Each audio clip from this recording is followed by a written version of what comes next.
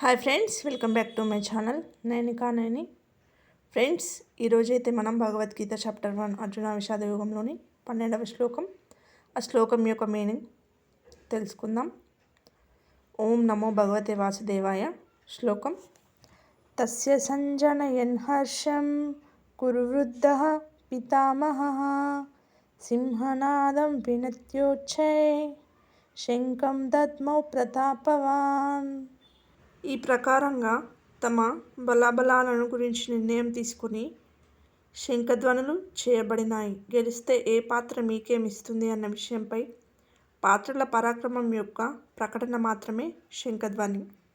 కౌరవులలో వృద్ధుడు, ప్రతాపవంతుడు, పితామహుడైన భీష్ముడు ఆ దుర్యోధను హృదయంలో హర్షం కలిగేటట్లు స్వరంలో సింహనాదం వలె భయంకరంగా శంఖాన్ని పూరించాడు. సింహం ప్రకృతి యొక్క ప్రలోభానికి ప్రతీక.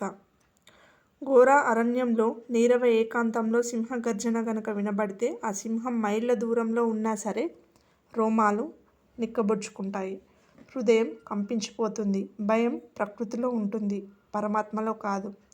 అతను భయరహితుడైన సత్తా భ్రమరూపమైన భీష్ముడు గనక విజయుడైతే ప్రకృతి రూపమైన ఏ భయారణ్యంలో మీరు ఉన్నారో అంతకన్నా అధికమైన భయావరణంలో మిమ్మల్ని బంధించి వేస్తుంది.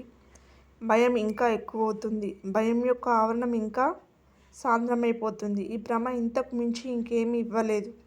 కాబట్టి ప్రకృతి నుంచి నివృత్తే లక్ష్య ప్రాప్తికి మార్గం. ప్రపంచంలో ప్రవృత్తులే భయంకరమైన అడవులు, అంధకారపు నీడలే ఉంటాయి. ఇంతకు మించి కౌరవుల వద్ద ఇంకేం ప్రకటన లేదు.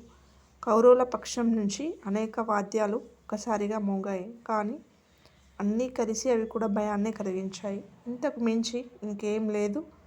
ప్రతి వికారం ఎంతో కొంత భయాన్ని కలిగిస్తుంది, కాబట్టి వారు కూడా అదే విధంగా ఘోషించారు. చూశారు కదా ఫ్రెండ్స్, మీకు కనుక ఈ వీడియో నచ్చినట్లయితే లైక్ చేయండి, షేర్ చేయండి, సబ్స్క్రైబ్ చేసుకోవడం మాత్రం అస్సలు మర్చిపోకండి. Thank you.